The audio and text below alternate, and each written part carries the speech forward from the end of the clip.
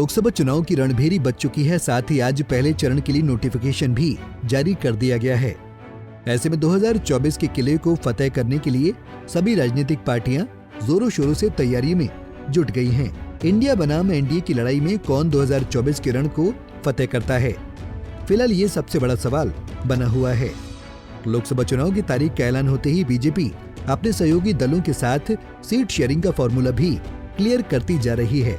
विगत एक दिन पहले बिहार में बीजेपी ने 40 लोकसभा सीटों के लिए सीट शेयरिंग की घोषणा कर दी, जिसमें भाजपा, जदयू, लोजपा, रामविलास, राष्ट्रीय लोक मोर्चा और हम के बीच सीटों का बंटवारा हो गया।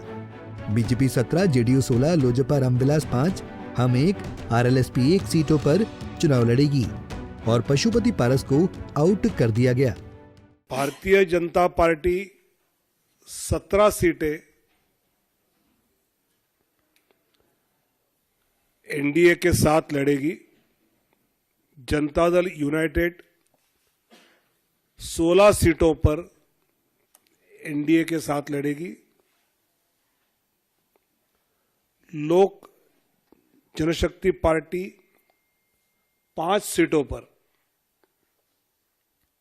हिंदुस्तानी अवाम मोर्चा 1 सीट पर और राष्ट्रीय लोक मोर्चा 1 सीट पर।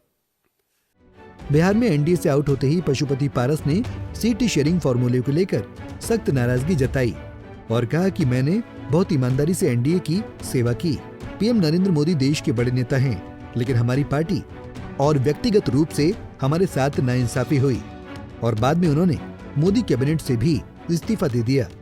बहुत ईमानदारी, बहुत लगन से, वफादारी से मैंने एनडीए की सेवा की। आज भी मैं माननीय प्रधानमंत्री जी का शुक्रगुजार हूं और मैं आज भी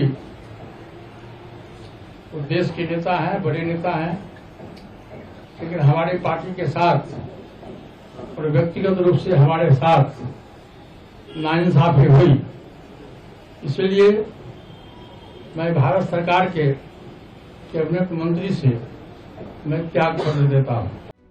इधर बिहार में एनडीए की सीट बंटवारे के 2 दिन बाद ही चिराग पासवान ने बड़ा फैसला किया और लोक जनशक्ति पार्टी के चीफ चिराग पासवान अपने पिता की पारंपरिक सीट हाजीपुर से चुनाव लड़ने का ऐलान कर दिया। इतना अब तय है कि हाजीपुर, जो मेरे नेता, मेरे पिता आदरणीय रामविलास पासवान जी की कर्म भूमि रही है, वहां से एनडीए के प्रत्याशी के रूप में लोक जनशक्ति पार्टी रामविलास के उम्मीदवार मैं खुद स्वयं होगा। ये फैसला अंत में चाचा जी को ही लेना है। हमेशा उन्होंने कहा है कि अपने राजनीति में अपने अंतिम सांस तक वो प्रधानमंत्री जी के साथ रहेंगे, एनडीए के साथ रहेंगे। ये वादे, ये दावे वे करते आए हैं। ऐसे में क्या प्रधानमंत्री जी के 400 सीटों को जीतने का जो लक्ष्य है, क्या उसमें वह स्वयं रोड़ा बनेंगे? ये फैसला उन्हीं को ही करना है। खास बात यह है कि चिराग पासवान के पिता दिवंगत रामविलास पासवान हाजीपुर सीट से 9 बार सांसद रह चुके हैं। बता दें कि 1977 के चुनाव में रामविलास पासवान ने जनता पार्टी के टिकट पर चुनाव लड़ा था। उस चुनाव में उन्होंने कांग्रेस उम्मीदवार को 4.25 लाख वोटों के अंतर से हरा दिया था और ये पहली बार था जब किसी नेता ने इतनी बड़ी जीत हासिल की थी। ये जीत इतनी बड़ी थी कि रामविलास पासवान का नाम गिनीज बुक में भी दर्ज किया गया।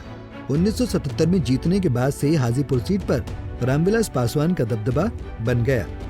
आखिरी बार रामविलास पासवान ने 2014 में यहां से लोकसभा चुनाव लड़ा, जिसके बाद वो राज्यसभा में पहुंच गए।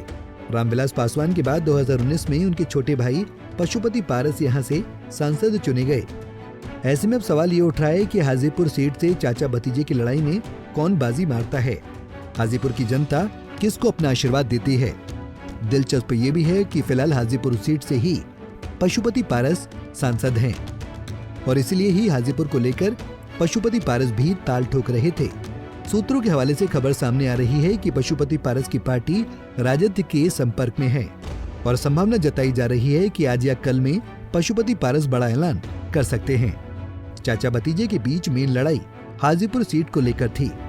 बता दें कि 2019 में हाजीपुर सीट से लोकसभा का चुनाव जीतकर पशुपति पारस से सांसद बने थे, जिसके बाद प्रधानमंत्री नरेंद्र मोदी ने अपने मंत्रिमंडल में उन्हें जगह दी और केंद्र में मंत्री बनाया।